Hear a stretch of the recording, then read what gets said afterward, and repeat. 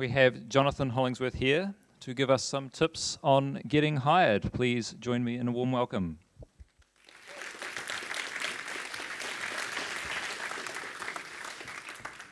Good morning, everybody. Nice to see you here today. I notice I've got some of my Media Suite colleagues in the front row, and while I appreciate your support, I'm not sure this is for you today. For everybody else, hands up if you've got a job that you love and you never want to leave it. Wow, that is way more than I thought. I'm not sure this is the talk for you. You're very, very welcome to stay, however. I want to talk a little bit today about how you can best represent yourself during the application and interview process. My name is Jonathan, and I've been in hiring roles for about 20 years at this point. I graduated from Leeds University in the UK in 1997 with a degree in artificial intelligence and maths. It sounds more grander than it was. And I got a job from university with a company called RM. And RM were a large education IT provider in the UK. They had about 1,200 people when I started, and in the same intake as me, they took another 50 graduates.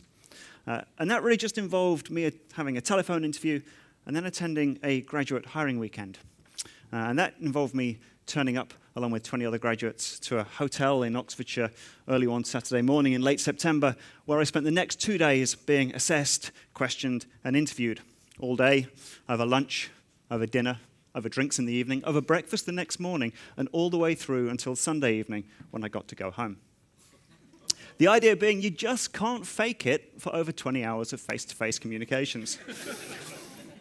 Now, if that sounds intense, it kind of was, but also it was fun, man. I was a student. Someone paid for me to be in a hotel. And if my future colleagues were anything to go by, it was also really effective. But I can only imagine how expensive that was. RM was a company that clearly took very seriously minimizing the risk of hiring the wrong person. But anyway, I got the job. And I got a job as a programmer working with JavaScript, VB6.com, Windows NT, Silicon graphics machines running Oracle databases, at least until we switched to the SQL Server 2000 once they improved their full text indexing. And my career then took me into team leadership, project management, and running departments. And over that time, I have interviewed hundreds of candidates and seen thousands and thousands of applications, and I've learned a few things. And hopefully over the next 20, 25 minutes, I'll be able to pass some of those things on. And my motivation for this talk today is I really want to see developers represent themselves better in interviews, because unfortunately, they don't always do a great job, and it's a real shame. My talk today is mainly focused for those of you near the start of your career. For those of you that have been doing this a while, you probably already know this stuff, but hopefully the refresher is helpful. So next time you're going into an interview and you're feeling pretty nervous, just remember this. The organization you're interviewing with is desperate to hire you. They're just terrified about getting it wrong. Hiring is really expensive. Spending over 20K for a position filled is pretty standard. And the sooner we can get somebody, the cheaper that becomes. But honestly, you can double that cost, and it pales into insignificance compared to the cost of getting the wrong person. And programmers are paid pretty well in New Zealand compared to the average wage, but it's not the cost of the wage, and for somebody that's not delivering, that's actually the problem. It's the impact on all the rest of the team, because they're the ones that are having to pick up extra tickets to make the project deliver on time. They're the ones that are getting up at 2 a.m. in the morning to fix problems in production because of that poor code. They're the ones that are having to kind of field the questions and field the customers in interviews, in customer meetings, to make sure that that person doesn't say the wrong thing and put the relationship at risk. And if this hypothetical bad hire ends up on a performance improvement plan, well, that's pretty brutal for everybody involved. Like, sure, it's super painful for the person at the center of it, but it's no cakewalk for legal or HR or the leadership team involved in that either. Like, everyone wants a fair and equitable outcome from that situation, but the truth is, no amount of good intentions are going to save you from the emotions of a really difficult situation. Look, it's just way better to get the right person first time. And what this means is organizations in New Zealand are quite risk-averse when it comes to hiring. Like, we would much, much rather miss out on somebody great than risk hiring someone who's not a good fit. And so it's your job as a candidate, from the first inquiry until the last interview, to make yourself seem like a really low-risk individual, like a really safe pair of hands. And you can do that by providing evidence throughout the process that you're the kind of person that does what you say you're going to do, that you write great code, you communicate effectively, and you can be safe and trusted in front of customers.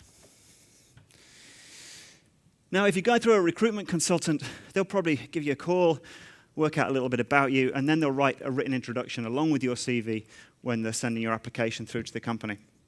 But if you're applying directly yourself, either through TradeMe or Seek or through the company's own website, you're going to need your own written introduction, and that's your cover letter. Now, these days, most CVs are pretty good. Yeah, there's some better than others, but there's a lot of information. They're normally pretty good. So it's really the cover letter where you can lift your application above the others. And some tips here are research the company a little bit. Like 20 minutes on their website will tell you loads about them. It will tell you what their tech stack is, what values they have, who their customers are, what problems they find interesting. If you can demonstrate that you know that and explain why it is you want to work for them and how you can help solve their problem, that's a really powerful thing. The cover letter is also somewhere you can get ahead of any problems in your CV. So if you've got career gaps or a series of positions held for a short amount of time that's not on contract, then that might cause the hiring manager to have some questions. Right? You can get ahead of that in your cover letter, control that narrative, and explain your reasons. If you're applying for a job that you don't have the skills for currently, let's say you're a web developer and you're looking to go to a data scientist position, then use your cover letter to pull out where you do have relevant experience. And also explain what your learning pathway looks like. Right? If you're the kind of person who can outline where you're going to go and how you're going to get there, that looks really strong. Your cover letter is also the only evidence this organization has of how you write. So they're going to look at this and think that's how you write to customers or to important partners. So make sure it's good, right? Check the grammar. Read it out loud, make sure it flows nicely. If you're not confident, get somebody else to take a look as well. All of this really is working towards the goal of getting an interview. But interviews are expensive, so only good candidates get that far. Give the organization every reason to want to talk to you, and as few as possible to not want to talk to you.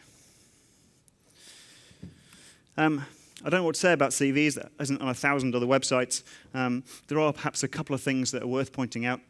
I would recommend reviewing your CV from the point of view of the organization that's going to do the hiring. Are you giving them enough information to want to invite you through to an interview? I quite like a little paragraph at the top of the CV that explains in your own words where you think your strengths are. Like if you've got a pack of CVs that you're going through, it's quite helpful just to be able to kind of hang on to that in order to remember people. Every CV will need a chronological work history or a education history, and pick out the big projects that you did and specifically what you did, because I don't care what your team did, I'm looking to hire you. Pick out the technologies that you used. And in fact, actually having a section about which technologies you're comfortable with is really helpful as well. But if you've just kind of spent 5 or 6 hours going through some tutorials, don't include that. It's really not enough experience as to be worthwhile. Keep CVs simple to read. Make sure they're predictable to find the information. This is not the document to be creative. Don't include your photo. I don't care what you look like, and neither should anybody else. 2 pages, 3 pages, they're the sweet spot. 1 is not quite enough information to decide I want to bring you to an interview.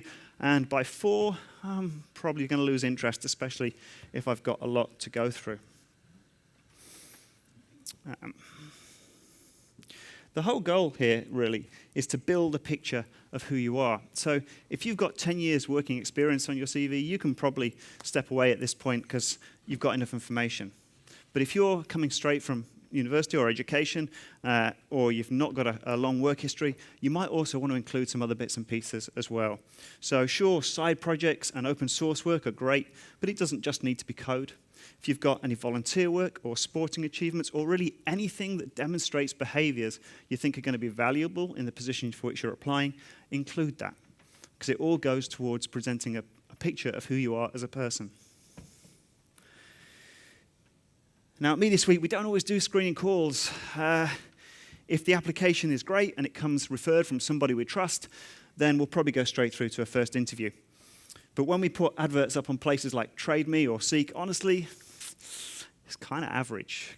We kind of get average applications. In fact, it often feels like we get people just spamming us for every job that had programmer or developer in the title. So under those circumstances, we typically do a screening call. And the first thing we cover is the basics. Do you have the right to work in New Zealand? If the job's in Christchurch, but you're not, are you prepared to move? Where are you with regard to remuneration? Because if we're miles apart at this stage, we're probably not going to get much closer towards the end of the process either. I'll work through your career history, find out which big projects you've worked on, what technologies you used. I'll probably ask questions about any career gaps or any positions you've held for a short amount of time. I always like to ask, why did you apply to Media Suite? Because I really want to know if you've done a little bit of research about it. Now, if all these things sound like the points I've just made in the previous slides about your application, you're right. If you make a great application and a great cover letter and CV, it obviates the need for a screening call altogether. One important thing is when I call you or when you get called, you have to be understood. So if you're in an area of poor mobile phone signal, try and find somewhere with good mobile phone signals to take the call. Try and speak slowly and clearly, because it might be that you're talking to somebody who's only been in New Zealand 8 years and still struggles to understand the Kiwi accent from time to time. Before we do anything technical, we always invite our candidates through to a first interview. This is about an hour-long, non-technical conversation where we want to understand a little bit more about you. So we'll maybe ask questions about how you handle certain phases of a project, like the real sharp end where it genuinely gets a bit pressured, or how you cope with uncertainty, such as when requirements keep changing even when you're writing code. We'll probably ask questions about how you do your best work, whether it's in a quiet space where you can focus, or maybe you kind of enjoy the energy of an office. We'll also talk to you about your career history and why you've made certain decisions and certain situations that might have occurred. And really, there aren't any right and wrong answers to these questions. It's more about how you answer, the thoughts that go into that, and the values that underpin your answers. Because you're going to be working with an organization for 40 hours a week, 48 weeks a year, give or take. That's a lot. That's probably more than you're going to see your friends and family. So you've got to be sure that you really want to work with this organization, and they have to be sure that they really want to work with you. So both sides need to make really sensible decisions here. It's also worth noting that if a company is paying more for the same role than its peers, then they probably want more from you than their peers. What that looks like is more work and an expectation you're just going to deliver when necessary. And that seems fine, maybe, right? You get paid more, you're expected to do more. But if you're in a situation where 40 hours really means 40 hours for you, then understand that. Understand the organization you're applying to. Understand your position. And just make sure you're making a sensible choice and landing in the right place. Almost every technical company these days will run some kind of coding exercise or coding test or whiteboarding test or some combination of the above. At Media Suite, we ask our candidates to do a take-home coding exercise, just a simple API and a single-page app, and join the two together. We ask our candidates to cap that at 2 hours. And if the candidate's coming from a non-web development background, we can flex that a bit, or if they're not able to do a take-home exercise, we can work around that as well. The goal is not to catch people out, but it is to provide a comparable source of information by which we can compare candidates objectively against what is a core part of their role. We're not expecting perfect code in 2 hours, honestly, we know that. It is important to write readable code, though. It's a truism that we write code for people, not for computers. And never is that more true than when you're doing a technical exercise like this. So think about how you name things, think about your abstractions, comment perhaps more than you normally would, write sensible commit messages. You don't have to write tests if you're running out of time, though they are nice, but at least write test stubs so we can see what you would have tested if you had more time. Think about how you might extend this solution, because you're probably going to get a question about how you could take this forward to cover other use cases. And remember, somebody is going to have to review your code and execute it on their machine. So it's worthwhile including a little README of how they can run this code. It's worthwhile testing that as well somewhere, maybe on a different computer or a different folder, just to make sure you're not accidentally bringing in any local dependencies. You're almost certainly going to get a question around why you chose one implementation over another. So just do some homework and understand that you're going to get asked that, and so you can prepare. Now, at Media Suite, we never reject anyone based on a coding exercise. We always bring them in for a technical interview, and we typically spend the first 30 to 45 minutes going through that code. It's a great way of seeing how candidates can kind of explain their thought process. And it's also a great jumping-off point into topics such as application architecture, debugging, commenting. And from there, we then drill down a little bit more into the fundamentals of the language for probably about 10 or 15 minutes. Other companies may do more. It's important here that you can kind of take control of this part of the interview, right? If you Google JavaScript interview questions, you're going to get a bunch of hits, right? You can absolutely prepare for this and really, really own this part of the interview. Next, we're always going to ask candidates to describe a large project they've worked on or a large piece of application architecture, because we really want to understand how they can communicate technical ideas to somebody that doesn't already know that piece of technology. The way to approach this is to start off first with the context, explain what it is that solution is for and the problem it's trying to solve, and then break it up into its high-level components and explain each of those at a high level. A good thing you can do here is use the data flow through the system, because that helps give a real context to how all those pieces then hang together. And you can then drill into the technical detail as necessary or in response to questions. But being a software dev is not all about writing code and communicating technical ideas. It's working in a team in the context of a business, which means we're definitely going to ask you questions about that. We're going to ask you how you deal with inter-team challenges or disagreements. We're going to ask you how you respond when your technical ideas are challenged, because they're going to be challenged. Really important is to be the kind of person that does what you say you're going to do. If you say you're going to deliver on Friday, do you deliver on Friday or communicate early if you're not? Because, and I can't stress this enough, it's really important to be reliable, to be dependable, and to communicate bad news early. Because if we find out earlier there's a problem, we can probably fix it. But if we find out at the last minute there's a problem, we've really only got one choice, which is to take the hit. And that can be expensive and reputationally damaging. How are you with customers? Do you understand the line between being an open and honest partner with them and perhaps keeping some of that internal decision-making to yourself?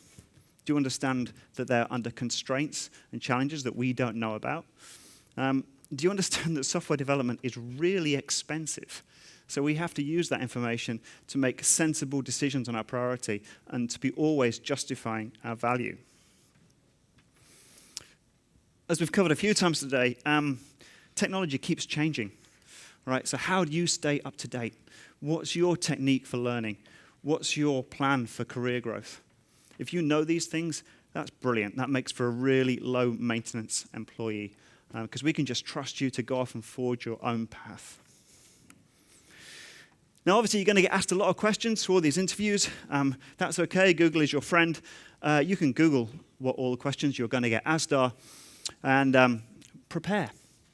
Now, if the interviewer knows their craft, they're going to do a thing called funneling, which is where they'll ask you about a thing you can provide. They'll take you through a context, specifically what you said and did, what the outcome was, and then what you learned from that. So when you're preparing your answers, use that same funneling process. So if, for instance, a question might be, tell me about the last time at work you made a serious mistake. So think about the context of that, specifically what you said and did, what the outcome was as a result of what you did, and then what you learned from that, and how you're going to do it differently next time. When answering a question, try and stick with one example. Don't kind of pick different examples and spray them out in the hope that you got a right answer, like a sneeze, because no one likes being sneezed on, and it's also really difficult to follow what's going on as the interviewer. In the same vein, try and stick to that timeline of context of what you said and did, what the outcome was, and what you learnt, because if you're jumping all around the timeline, again, it's really difficult to understand what you're trying to tell us. It's a bit of a cliche that interviews are as much for you to ask questions as they are for the organization, but it's also true. I love it when candidates ask a lot of questions because it saves me having to think up my own for 2 hours. And also it shows that they're really engaged with the process. So the kinds of questions that are great are things about how you're going to contribute. So for instance, what project might be the first project you're going to start on? What's the onboarding process look like for new developers? Typically, when could you expect to commit something to production? Business questions, as long as they're not business questions you could have found yourself by just looking at the website, are good too. So typically, how many projects are run a year? How big are the projects? What's the turnover like? That's a good question. Ask that, because if the turnover's high, there's probably a good reason, or there might be a good reason. Find out. Bad questions would be anything you can find out by looking at the website yourself. Have I said that enough yet? Also, questions about things like remuneration or benefits. They're really important things to know, but probably not in the interview.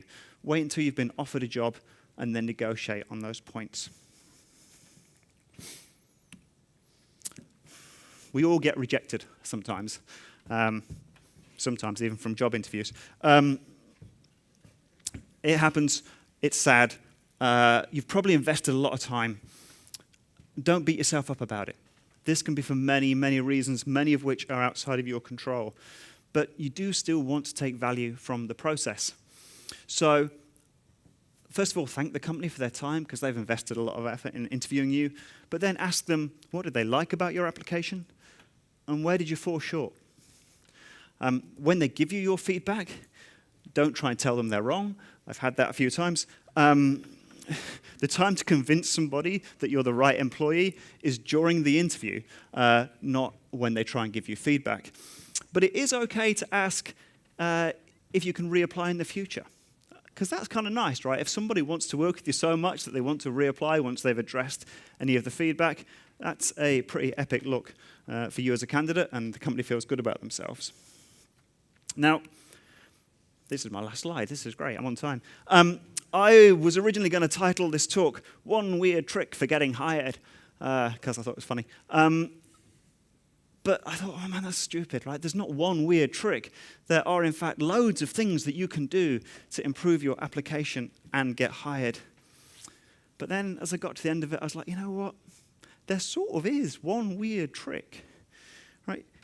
If you can see this whole process from the point of view of the company that's trying to hire you, if you can understand the risks that they're facing and the concerns that they have, then this whole thing becomes a whole lot easier to understand and to crack.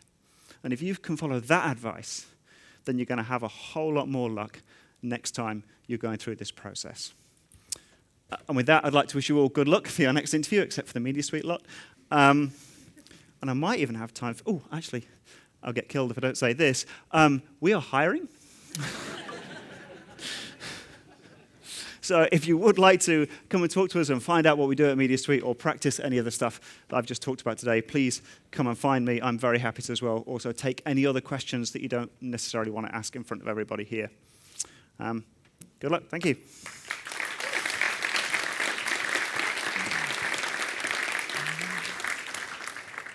You are correct. There is time for questions. So, right here.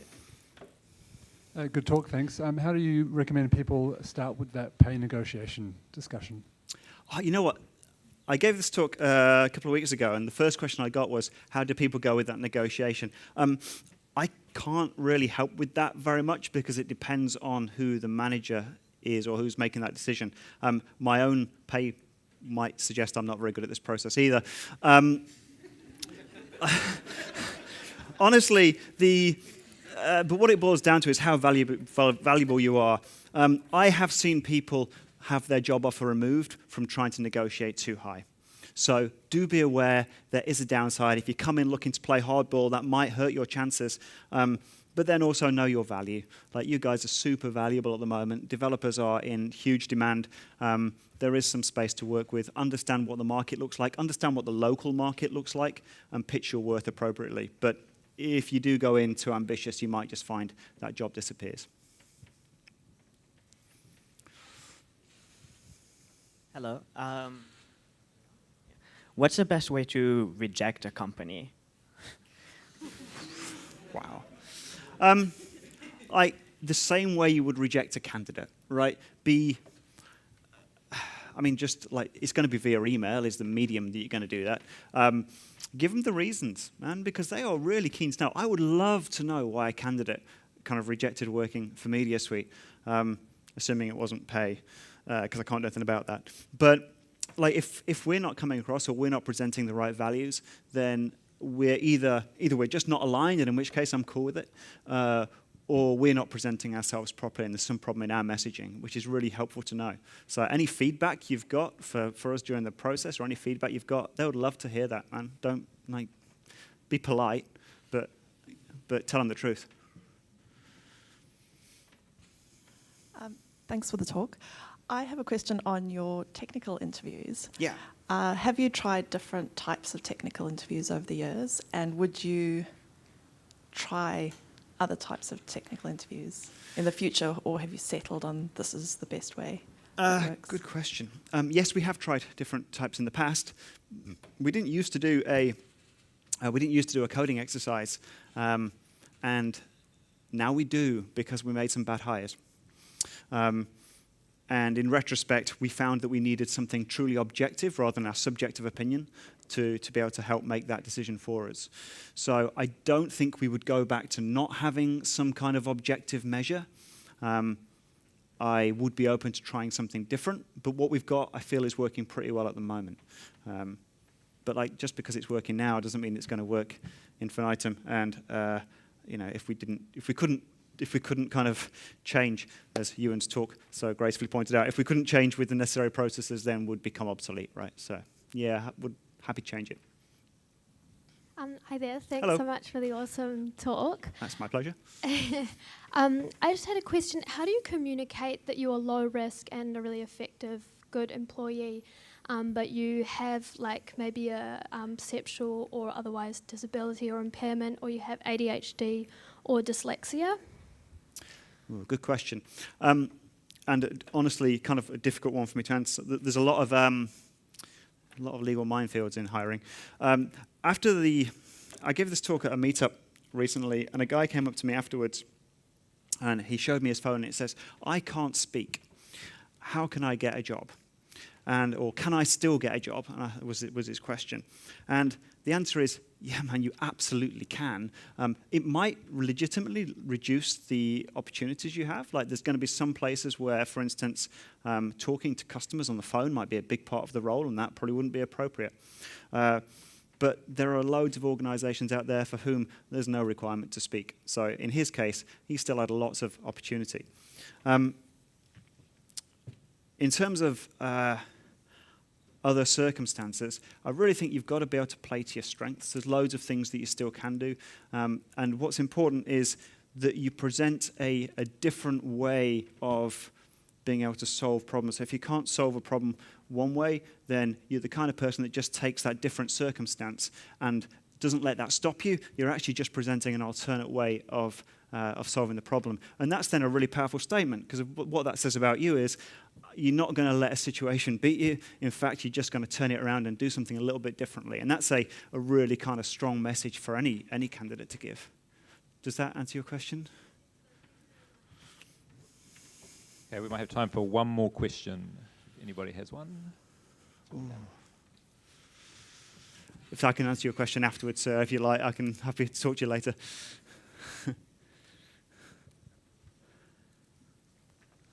You didn't mention anything about what you might wear to a job interview. Is that because you think we're all adults, or because you think it doesn't matter?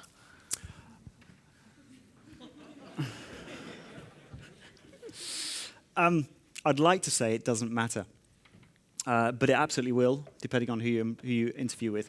Like, if you go and interview with an investment bank, they're probably going to have a slightly different dress code within the organization than if you go and interview with an agency.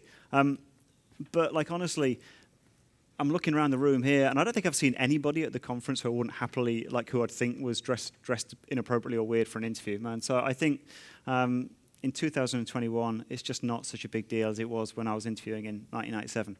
So, yeah, I wouldn't worry too much. I think, and as long as you're covering the bounds of decency, it's probably fine. We've got a guy at work who regularly turns up in a bear onesie wearing ears, or last time I went to the office, he was wearing a silk cape with a crop top. It was kind of, I mean, it was pretty epic, but I didn't quite know what to do.